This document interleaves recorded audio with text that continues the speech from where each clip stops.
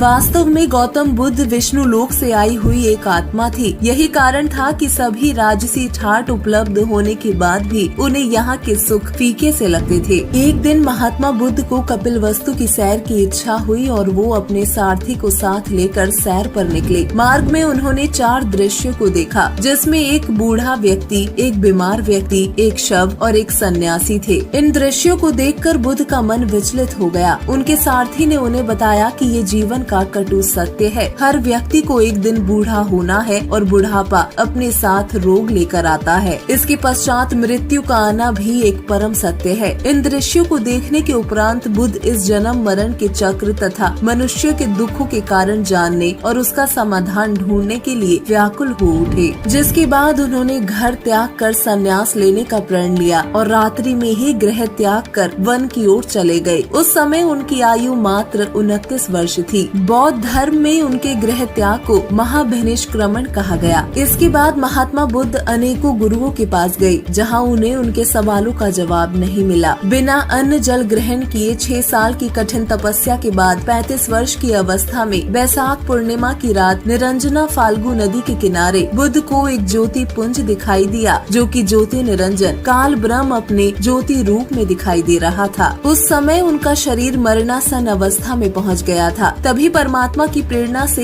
एक माई ने उन्हें खीर खिलाई। रोज थोड़ा थोड़ा अन्न ग्रहण करने से बुद्ध की स्थिति में सुधार आया। हालत ठीक होते ही उठकर खड़े हुए और उनका पहला कथन था, starvation could not lead to salvation, अर्थात भूखा रहने से भगवान नहीं मिलता। आपको बता दें, पवित्र गीता जी के अध्याय 3 श्लोक 6 से 8 व गीता अध्याय 5 श्लोक 2 में घर त्याग कर हठ योग यानी तपस्या करने को निषेध कहा गया है और कर्म ना करना यानी कर्म संन्यास की अपेक्षा कर्म करते करते भक्ति कर्म करने को श्रेष्ठ बताया है। तथा गीता अध्याय 16 श्लोक 23 में कहा गया है कि जो व्यक्ति शास्त्र विधि को त्याग कर अपनी इच्छा से मनमाना आचरण करता है, उसे न सुख न सिद्धि प्राप्त होती है और न ही उसकी परम गति होती है।